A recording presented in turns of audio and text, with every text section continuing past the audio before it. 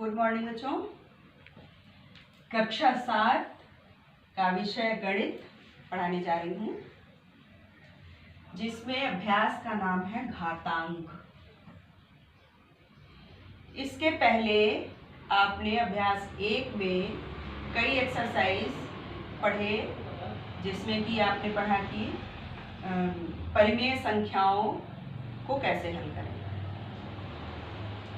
अब इस चैप्टर में घातांक है। घातांक को हल करने से पहले हम इसके शाब्दिक अर्थ को जानेंगे। घातांक का मतलब क्या है?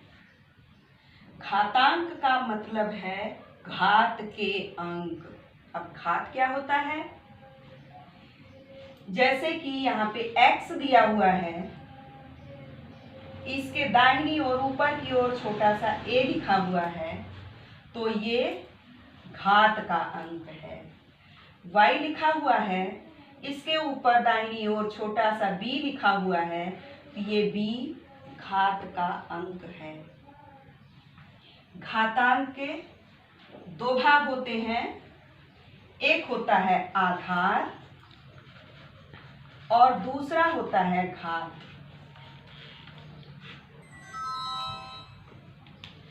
आधार जो नीचे की ओर बड़े आकार में लिखा होता है वो आधार होता है, यानी यहाँ पे x और y आधार है, और जो दाहिनी ओर ऊपर की ओर थोड़े छोटे आकार में अंक लिखे होते हैं वो घात होते हैं, जैसे कि यहाँ पे a और b घात है।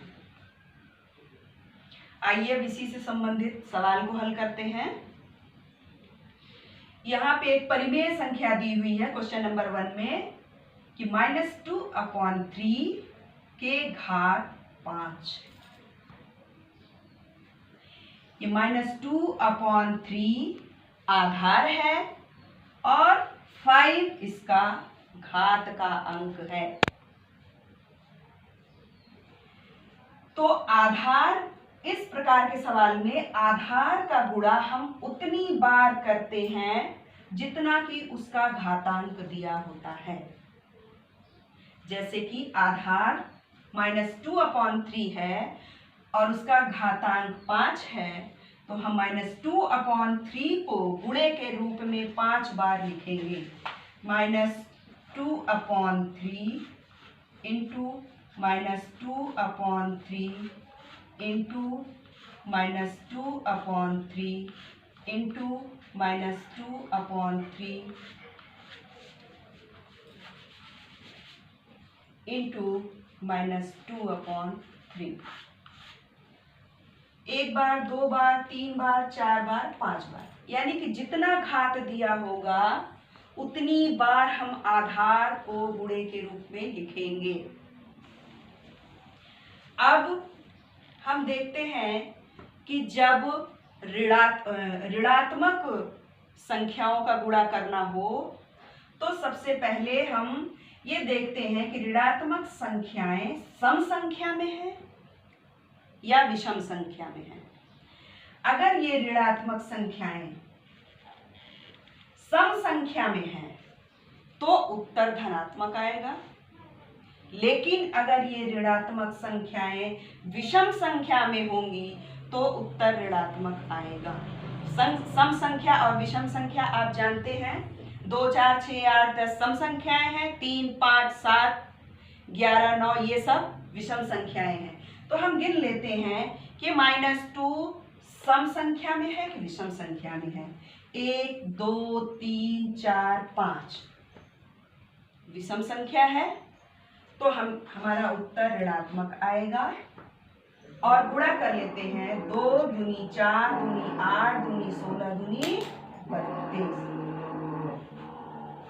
यानी -2 का 5 टाइम गुणा कर। इस प्रकार से हम देखते हैं कि -2 का 5 बार गुणा करने पर उत्तर हमारा -32 आता है। उसी प्रकार से उसके हर का भी गुणा कर लेंगे। गुणे में एक चीज और हम ध्यान रखेंगे कि परिमेय संख्या हो, भिन्न हो, उसके गुणे में अंश का गुणा अंश में होता है, हर का गुणा हर में होता है। तो ये -2 का 5 टाइम गुणा अंश का था। अब उसके हर 3 का गुणा 5 टाइम करेंगे। 3 त्रिका 9 त्रिक 27, 27 ત્યાં 81 होता है और 81 में जब 3 का गुणा करेंगे, 3 त्रिका 9, 3 अठे 24, यानी 249। ये सॉरी बच्चों, यहाँ 3 त्रिका 9 त्रिक 27, यहाँ 81 होगा 81। अब 81 3 जा 81 3 जा होगा, 3 1 जा 3, 3 8 जा 24, यानी ये होगा 243, यानी -2/3 के घात 5 को जब हम हल करेंगे, सरल करेंगे, तो उसका उत्तर आएगा -32/243। एक चीज और बच्चों, -2/3 के घात 5 जो दिया हुआ है, इसको लिखने के लिए आगे आपको इसी क्लास में सवाल हल करने में मदद मिलेगी। इसको हम एक तरीके से और लिख सकते हैं, -2 ⁵ 3 ⁵ 5। इसको हम अलग अलग भी इस प्रकार से लिख करके भी इसको ऐसे हल कर सकते हैं। इसके बाद हम एक और क्वेश्चन, अगला क्वेश्चन हल करते हैं बच्चों। प्रश्न है, एक वर्गाकार क्यारी की भुजा 5 मीटर है, इसके क्षेत्रफल को घातीय संकेतन के रूप में लिखिए। तो हम वर्गाकार क्यारी दी हुई है। वर्गाकार क्यारी का मतलब वर्ग के आकार की क्यारी। आप जानते हैं कि वर्ग हम किसको कहते हैं? जिसकी चारों भुजाएं बराबर हो एवं चारों कोण समकोण हों, उसको हम क्या कहते हैं? वर्ग। तो ये मान लीजिए वर्ग के आकार की वो क्यारी है जिसकी एक भुजा 5 मीटर है। तो जब एक भुजा 5 मीटर है तो इसकी चारों भुजाएं 5-5 मीटर होंगी। हमको इसका क्षेत्रफल ज्ञात करना है। यहाँ लिखेंगे वर्गाकार क्यारी की भुजा बराबर 5 मीटर। अब आप जानते हैं वर्ग का क्षेत्रफल बराबर होता है, वर्ग का क्षेत्रफल बराबर होता है भुजा वर्ग या भुजा गुणे भुजा। तो हमें क्षेत्रफल ही ज्ञात करना है। तो हम वर्गाकार क्यारी का क्षेत्रफल बराबर भुजा वर्ग का मतलब भुजा है 5 मीटर, 5 का वर्ग, ये हो जाएगा बराबर 5 गुणे 5 यानी 25 वर्ग मीटर। किंतु सवाल हमारा कह रहा है क्षेत्रफल को घातीय संकेतन के रूप में लिखिए। ये तो हमारा वर्गाकार क्यारी का क्षेत्रफल आ गया, हमने इस तरह से लिख लिया, लेकिन इसको हमको घातीय संकेतन के रूप में व्यक्त करना है।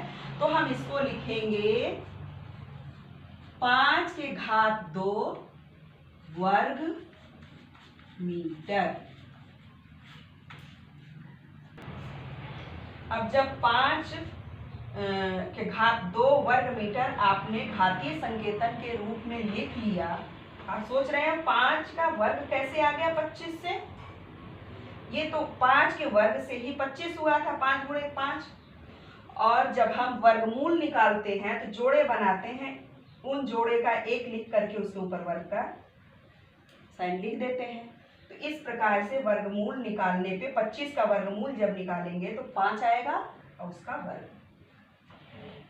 अब आज की कक्षा यही समाप्त होती है बच्चों, धन्यवाद।